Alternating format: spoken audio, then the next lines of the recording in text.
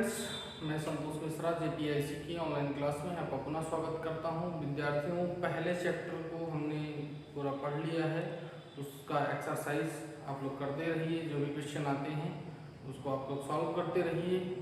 बाकी आगे जब टाइम मिलेगा तो हम आपको उसके जो नहीं आएगा क्वेश्चन उसको हम हल करवाएंगे।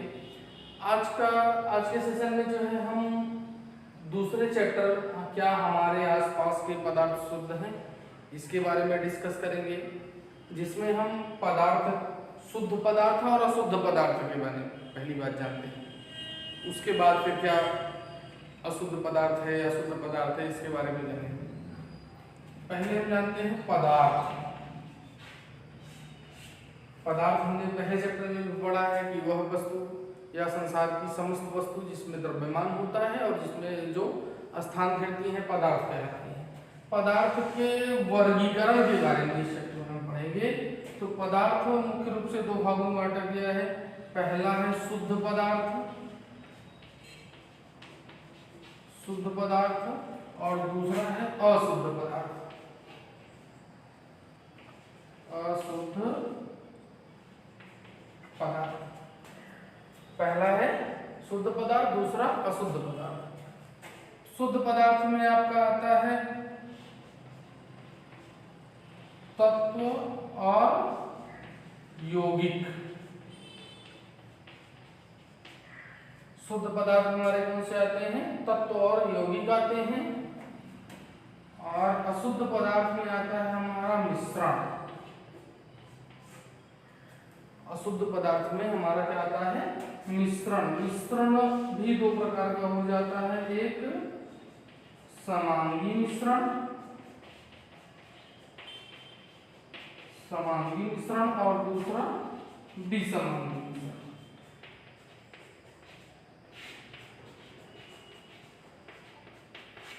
दूसरा क्या है हमारा? विसमांगी मिश्रण। और इसमें फिर आ जाता है हमारा परमाणु और इसमें आ जाता है अणु। तो इस प्रकार से हम डिस्कस करेंगे। तो हम आज सबसे पहले जो पढ़ेंगे वो अशुद्ध पदार्थों के बारे में पढ़ेंगे। अशुद्ध पदार्थ में हमारा है मिश्रण। तो इस चैप्टर में सबसे पहले हम जो पढ़ेंगे वो मिश्रण के बारे में।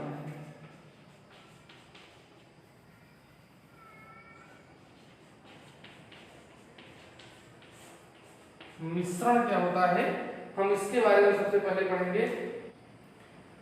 दो या दो से अधिक तत्वों अथवा यौगिकों से मिलकर बना हुआ पदार्थ मिश्रण कहलाता है। दो या दो से अधिक, चाहे यौगिक मिल जाए, चाहे तत्व मिल जाए, चाहे तत्व यौगिक दोनों मिल जाए, उनसे बना हुआ पदार्थ क्या कहलाता है? हमारा मिश्रण कहलाता है। दो या दो से अधिक यौगिकों और तत्वों से मिलकर बना हुआ पदार्थ क्या कहलाएगा? हमारा मिश्रण कहलाएगा। अब मिश्रण में दो प्रकार है। पहला है समांगी मिश्रण।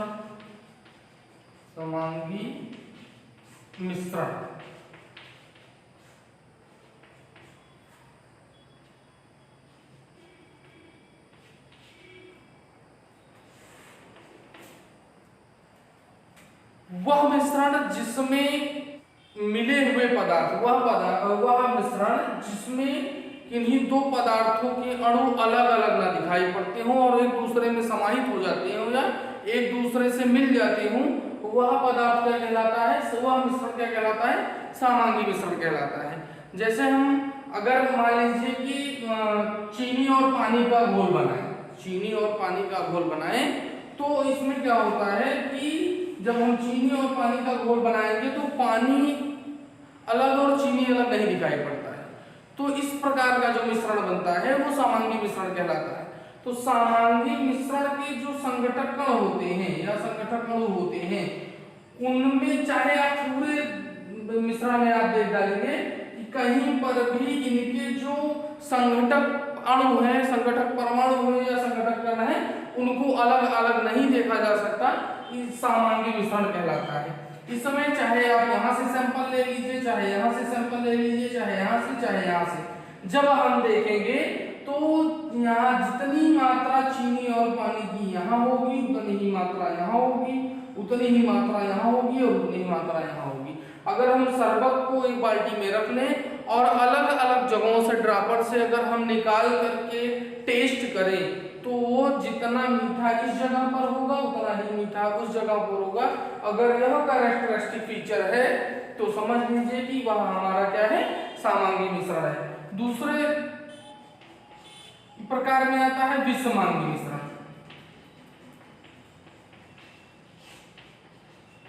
विषमांगी मिश्रण, विषमांगी मिश्रण में वह मिश्रण जिसमें संघटक कण जो हैं वो अलग अलग दिखाई पड़ते हों और एक दूसरे से में न मिलते हों, वह मिश्रण क्या कहलाएगा, विषमांगी मिश्रण कहलाएगा।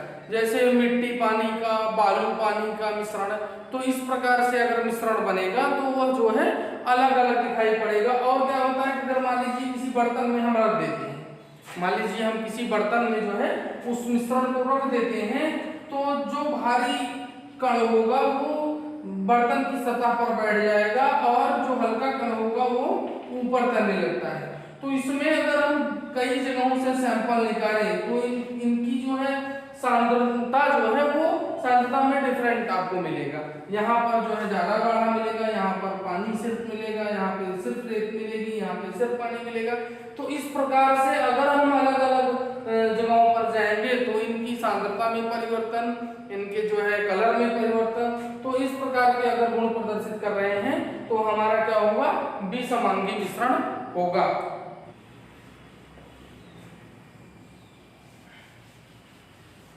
अब हमारा टॉपिक है अगर आप विलयन किसे कहते हैं। विलयन, विलयन जो होता है दो या दो से अधिक पदार्थों का सामांगी मिश्रण होता है। विलयन दो या दो से अधिक पदार्थों का सामांगी मिश्रण है जिसे कुछ हद तक जो है तनु किया जा सकता है, जिसे कुछ समय तक जो है तनु किया जा सकता है। जैसे हमारा क्या है, नमक पानी का विलयन, सोडा विलयन, चीनी पानी का विलयन,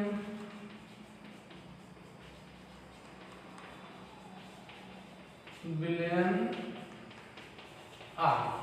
तो ये हमारे क्या कहलाएंगे, चीनी पानी अगर मिला दे तो हमारा क्या होगा, विलयन बन जाता है। विलयन में जानने के, विलयन के बारे में जानने के बाद हम देखेंगे कि विलयन में कौन कौन से घटक पाए जाते हैं। तो विलयन में मुख्य रूप से दो घटक पाए जाते हैं। पहला है विलेय, पहला है विलेय और दूसरा है विलायक।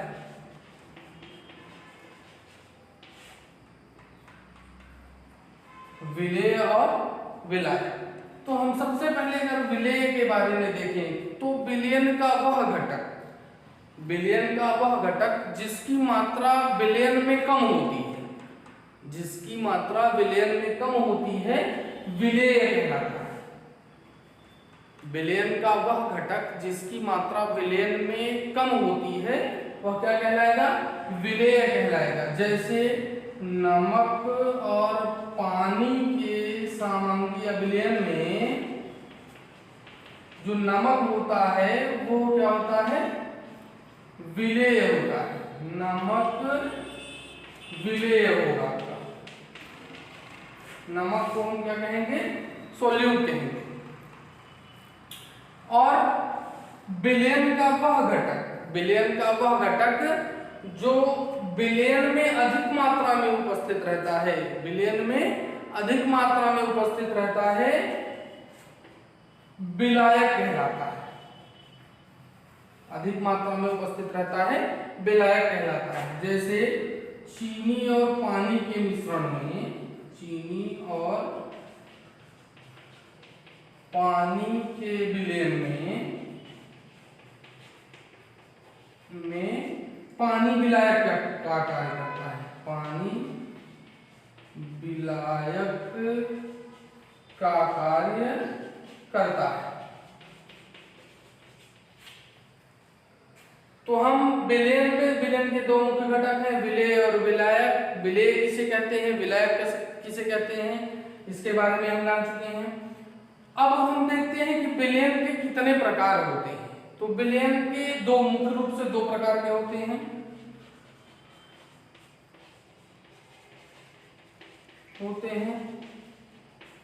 संतृप्त विलयन, और दूसरा है असंतृप्त विलयन।